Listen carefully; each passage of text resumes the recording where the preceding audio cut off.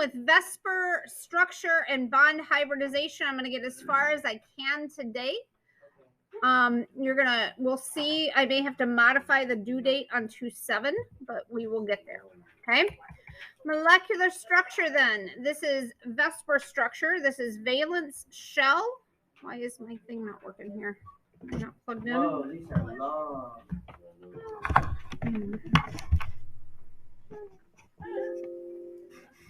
Well, I didn't have any annotation. Quite goofy. Okay. Watch. I love these. It is working. Okay. This side too. All right, let's try this again. Is it going to let me write? Yeah, it will. Okay, so valence shell. So this is where VSEPR comes from, is valence shell electron pair repulsion. Okay, what's wrong? You should hit hide. You should hit hide. Hide? Yeah. What? You should hit hide. The thing on the bottom that says stop sharing or hide. Oh, but I don't know how to stop sharing when I need to actually stop sharing. No, it would just hide the tab.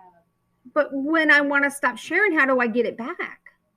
Just go down and put it on the ground. I'll just put it down here. Yeah. No, on the ground. Lower. There. Lower on the ground. That's not on the ground. Don't look at it. Okay, it's good enough. All right, so it's going to predict the geometries of these because these electrons will push away from one another. Remember, like charges repel. So this helps us determine the geometry of these molecules or the polyatomic ions. The shape is then determined by lone pairs of electrons or the bonds on the central atom. And we look at these charge clouds to try to figure that out. The lone pairs repel more than the bonds because they're attached to the central atom. Okay, so how do we determine that geometry? First of all, you're going to draw your Lewis structure. Remember, when you're doing that, hydrogen's always at the end, least electronegative is usually in the center. You count the bonds and lone pairs around the central atom. That's what you're looking for. Lone pairs and bonds are these charge clouds. For structures with double or triple bonds, we're going to count multiple bonds just as one charge cloud. That doesn't change this repulsion.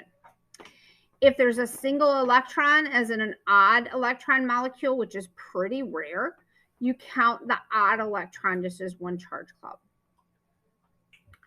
You are going to use the arrangement of those lone pairs to determine the molecular geometry using a chart. I'm going to show you that. You memorize it? You must memorize these geometries and bond angles for the AP Chem exam. The chart is not provided. So unlike last year when you were taking your test, they do not give you this chart. Okay. Now, the nice thing is that they give you a range. So sometimes they'll say on the test, accept all answers between 104 and 107. So stuff like that happens if it's a FRQ. If there's more than one central atom, we determine the molecular geometry shape of each central atom individually by following the same steps. So this is the chart that you are going to want to work with. Okay, there's this one, and then I like the one from Dingle. That is the one that I like to work with better. Okay. So we have to remember everything on here, or just okay, so let me pull that chart up so we can talk about it.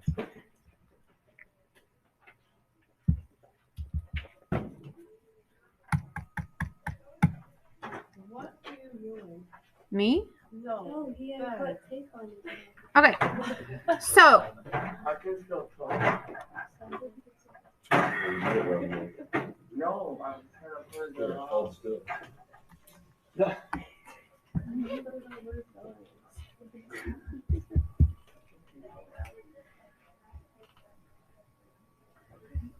All right, so what do you need to know off of here? What you need to know is you need to know this column, this column, this column, and this column. All right. These, when we talk about these, yeah, don't worry about this column here. Wait, should we This is just showing you what it would look like in a three-dimensional plane. Okay. Yeah, it helps you be able to look at it, but you don't have to have it memorized. Okay, so that and this. They give you these because this is helpful. Like I wouldn't get rid of these columns, but I would have these memorized. Okay, so that's what you got to know. So the way this works, and the reason why they have this stuff here is, or this stuff here, is because if you look at the structure of this, it's got 4 things coming off. This has 4 things coming off, and this has 4 things coming off. So that's where they're getting this tetrahedral here. But these are the names you need to know. Does that make sense? Okay. So get those memorized. Done memorizing it? Good. We only need to talk. No, you need the whole chart. We need to know octahedral. We need to know all these. This is everything you need to know. Yep. Now, I will tell you that from here to here, you rarely see that on there. So if you want to, and even this one, you rarely see this one, okay? If you want to play the odds and only memorize from here up, you'll probably be okay. But I've seen a couple of these actually show up on there. So just realize that it is a possibility. Fair enough? Why are children called Blingy? What? Why are children called Blingy? Oh, there's 2 in here?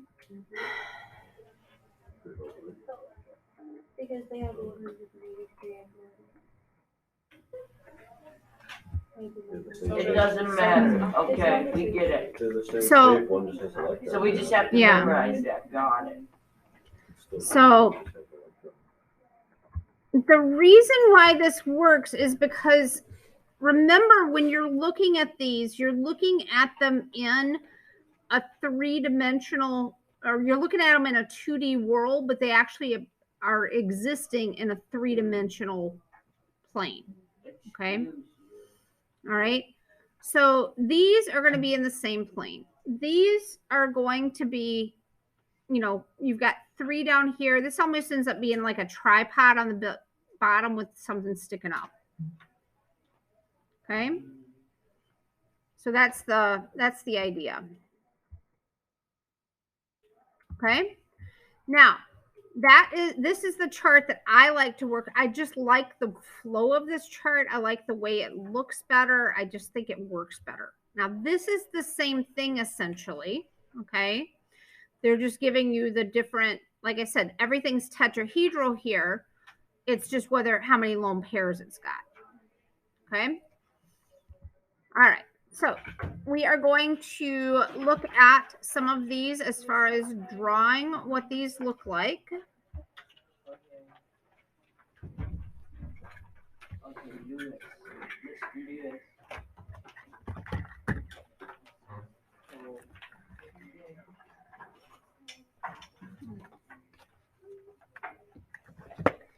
Okay. So here, my phosphorus is going to be in the center. I'm going to have, for that, it would have 5 electrons. 6 times 7 is 42, plus 1 here gives us 43, so 48 electrons that we have to place. So my phosphorus, and then I'm going to have 6. Yep, it's going to have an expanded octet. I'm going to have 6 chlorines coming out.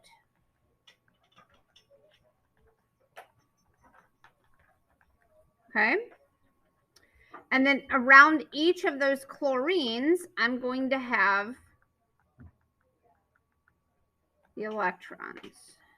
No double bonds.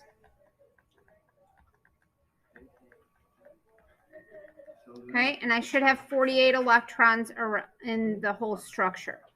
What am I still missing? The bracket. I need a bracket here, square brackets, and I need a negative coming off of there.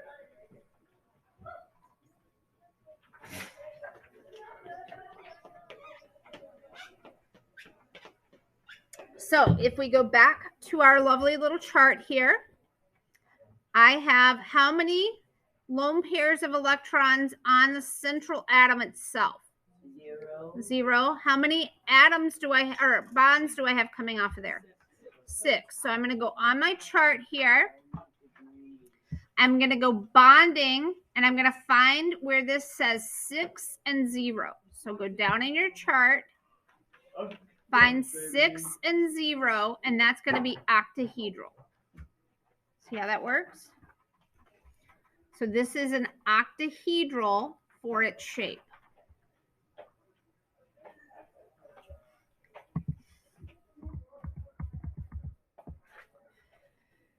All right, going back over here now, we're going to draw ICl3. What's going in the center?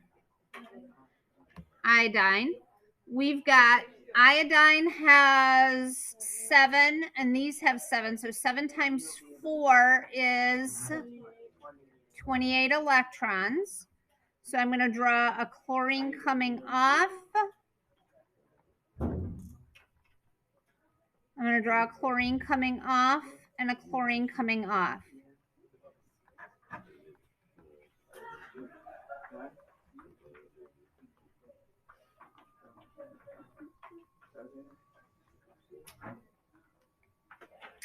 All right. So I've got 8 times 3 is 24. How many more electrons do I need to place? 4. So this is going to get a lone pair and a lone pair. So now I have my 28 electrons placed. I'm going to look at my central atom here.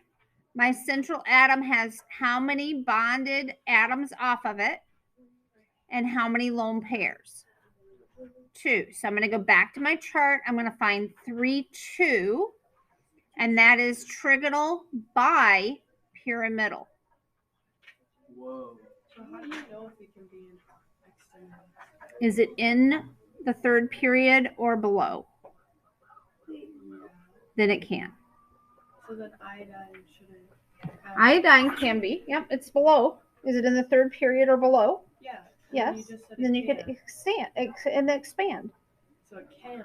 Yeah. Yeah. How do you know can it expand? I know you said it can. No, ma'am. No, ma'am. I have a video recording. I don't know. I thought you said you can. No, ma'am.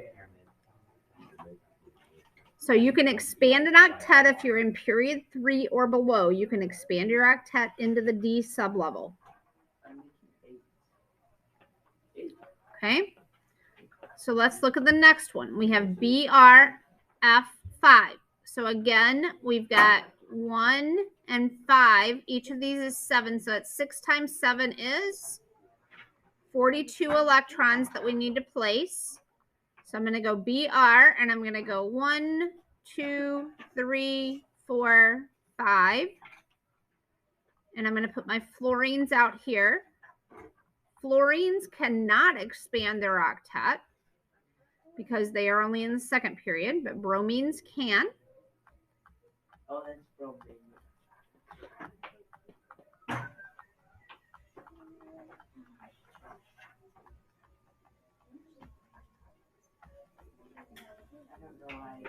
All right, so 6 times 5 is, no, 6 times 8. No, 5 times 8. Oh my good Lord. Okay. So I have 5 times 8. I got 40 electrons placed. How many do I have left? 2. So I'm just going to sneak those in here. That's going to be a lone pair of electrons. So now I'm going to go back to my chart. What am I going to look for my numbers?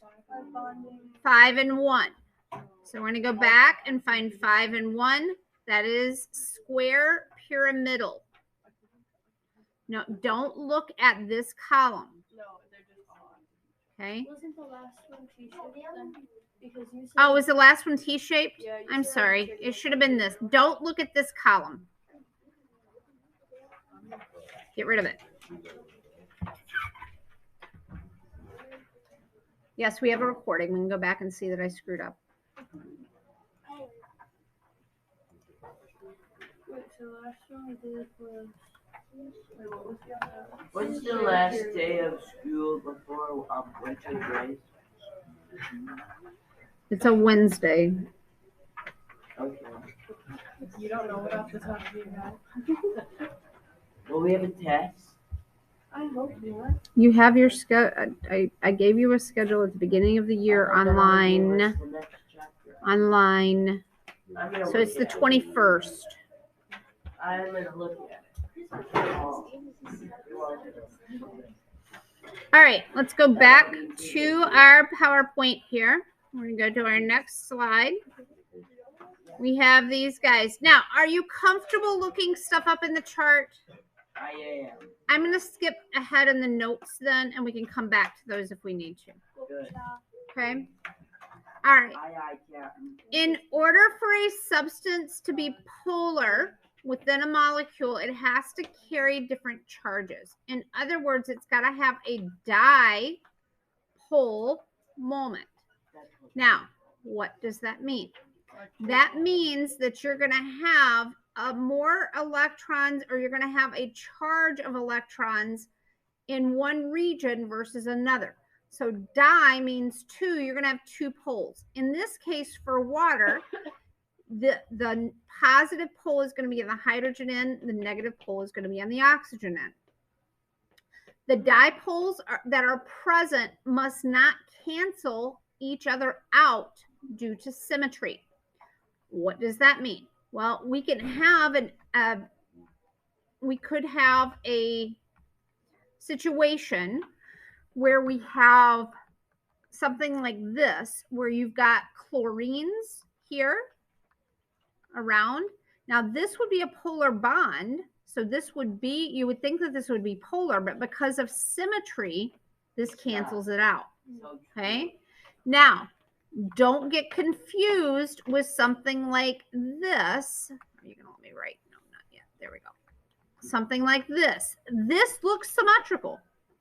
It's not. Okay. The problem is that this is not symmetrical, even though it looks that way. In a two-dimensional world, this looks symmetrical. This is not in a two-dimensional world, though. This is in a three-dimensional world. So if we go back over here, we've got 2 dimensions here. What's going to happen here is when this occurs, this is a tetrahedral, okay? And if you look at a tetrahedral over here, so let's pull what that looks like up on this diagram.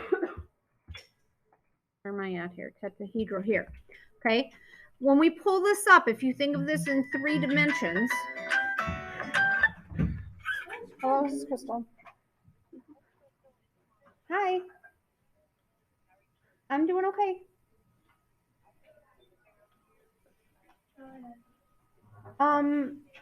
No, could you maybe give Brian a call though? Because I'm in the middle of lecture right now.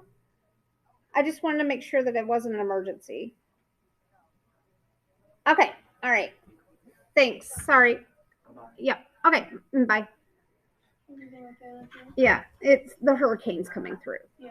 And this was the people that manage our property. And so when she called, I'm like, oh crap. Oh, no. Yeah.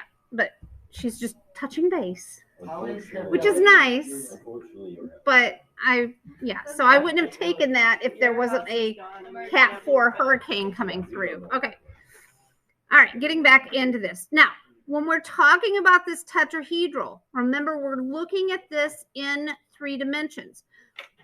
So if you think of this as the hydrogen here and the hydrogen here, and then you've got a chlorine here and a chlorine here, there's a lot of electrons on this side versus this. That's not symmetrical anymore. Does that make sense? So even when you think about these, you've got to think about them not in a 2-dimensional world. You've got to visualize them in 3 dimensions. Okay? And I'll try to pull out some balloons and maybe make some more balloon animals and stuff like that. Do you remember me doing that last year where I made... No, but I like balloons. I'm exhausted. We're picking the colors up here. So when we have something like this, if we were to redraw this and think, but they may not do that. They may, you know, kind of be a little sneaky the way I was just a second ago. If we redraw this, you're going to have this side is going to be positive. This side would be negative. Sometimes you will see that drawn with an arrow and the positive, the tail will be made into a positive sign. Other times you will see it with these curly QS's, which I think is sigma. Those? What? Do we have to be good at drawing those? The sigma or the arrow? I know how to draw an arrow. But I'm saying, like, So well, they know what we were doing if we do, like, a bad one. No, they'll know. You'll be fine. Okay? So, anytime you have a bent structure, it will always be a polar molecule. Anytime you have lone pairs of electrons, it is always a polar molecule. So, if you draw this and you have these lone pairs of electrons on that central atom, it is polar. You can drop the mic and walk away. Okay? You don't have to think about it. You don't have to analyze it. You don't have to do anything. If they're asking you if it's polar or not, it's polar. If those lone pairs on the central atom. Yep. If there's lone pairs on the central atom, it is polar. Okay. Boom. Boom. So if we go back to my drawing here, Polar. polar, Polar. polar, Non-polar. non-polar, this is symmetrical. Yeah, because they're all the same. Okay. Okay, we have Although this will carry electrical charge. Why? It's a negative. Yep. Okay. We have a whole month until our next test. All right.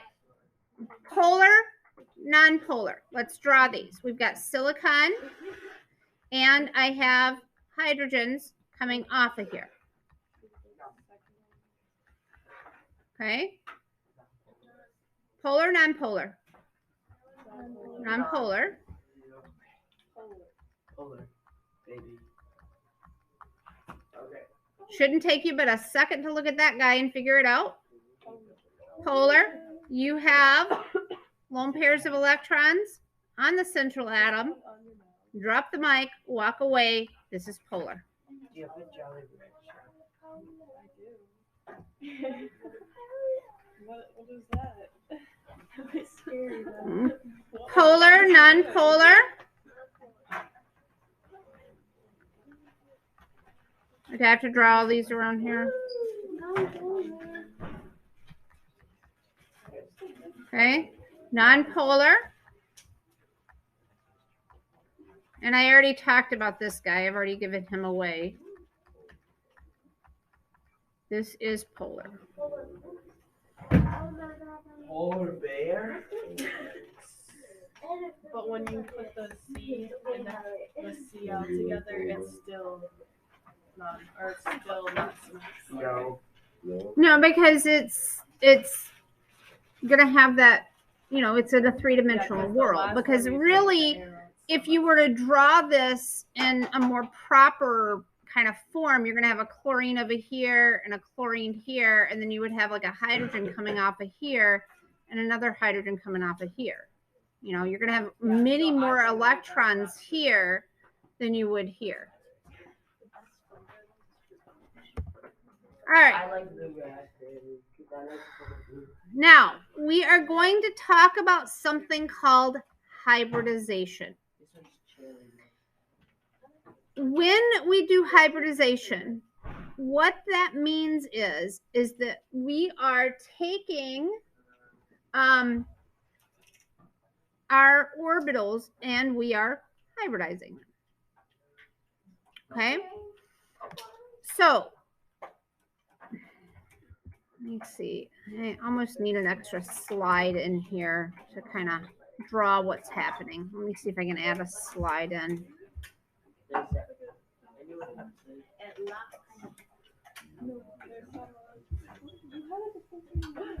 All right. So, remember when we were talking about electron configuration, we talked about s orbitals and we talked about p orbitals. Okay. And then there's And I think we talked about the fact that this was like a sphere and this was a peanut shape, right? Okay. Yep. Yeah. We're blending them. All right. I like If we're talking about something like carbon, for example, it's a 1s2, 2s2, 2p2 for its electron configuration. What that means is you're going to have a spherical orbital, another spherical orbital, and you're going to have two p orbitals that are occupied, and then you would have one p orbital. Oh, sorry, that was bad. Shush. One p orbital that wouldn't be. Okay, so you'd have an electron here, here, here, here, here, here, and then that guy wouldn't have anything in it. Okay, does that make sense? Now, if this were to be true, if this was actually the structure for this, that would mean that carbon would only have two bonding sites. Okay? We know, however, that carbon has four. So something else must be at play. So what actually happens is these four orbitals are going to hybridize. So how come you threw Okay. the third one in there? Like This one, Yeah. because it's inside. No, the third P. Is it because it's like 6? It would be like 2p6 for the whole thing. Yeah. Yep. Okay. It's like it's like with the arrows. It's just the thing. Yep. So if we did the orbital diagram, it would be this, this, and then that. Oops. Okay, so there's your orbital diagram. Okay. We also know that if we were to take this right here and promote him into this orbital, and he's gone from here now. Oops, I took the whole thing away. If that were the case, we would have 4 bonding sites, which we're going after because we know carbon can bond with 4 things. But the energy of this one would be less than the energy of these 3 for the bonds. Okay? And that's not the case. The bond energy for these, from the data that they've got, says that all 4 of these bonds have the same energy. So there must be something else at play. So essentially, the way we think of this is that we're going to take these 4 orbitals, we are going to throw them into a lovely blender. Beautiful, isn't it? There's my... Okay, I'm going to throw these guys in here. I'm going to blend them, and these 4 are going to kick back 4 orbitals that look like it's like the little this. seeds from the trees. Helicopter seeds. Yeah. Okay. These are called sp orbitals. Oh yeah, I remember this. Okay.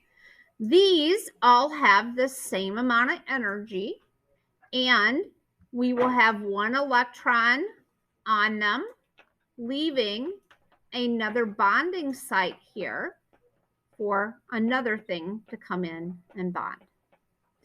So if we are talking about, for example, CH4, our carbon is going to have these. So we're going to have our sp orbitals. Okay, so there's my sp orbitals. I have one electron from the carbon. And now I'm going to bring the hydrogen in. Well, hydrogen just has an s orbital with one electron in it. So it's going to fit right here and share that electron.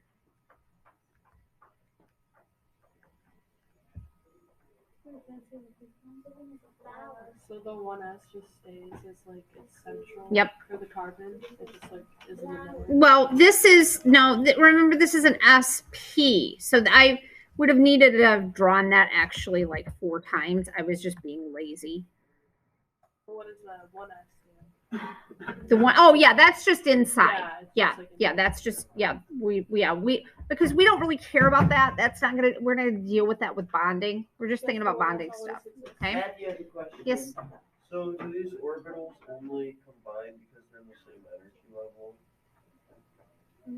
Like, because the 1s doesn't change at all? Well, the only ones that we're gonna look at are the outer ones, the valence shells. Okay. Now, it's not like this.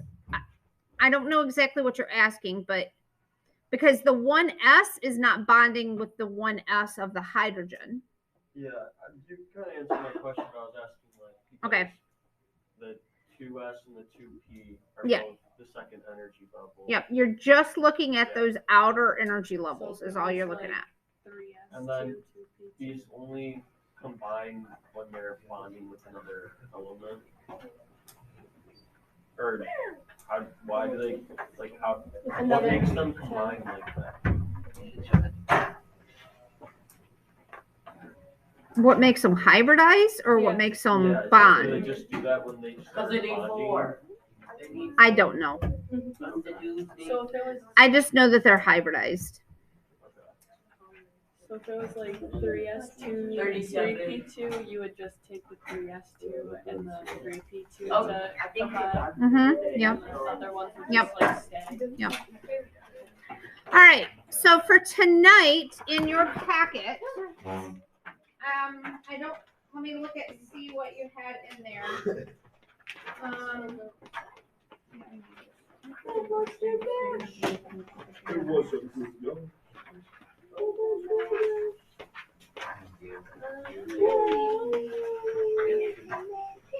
So you can, you can start working on some of your drawings for some of these, but you're not going to be able to maybe do some of the hybridization yet. So, okay. And then we'll finish. We'll keep going with this tomorrow. Now to find my thing to stop this with. How do I stop the video?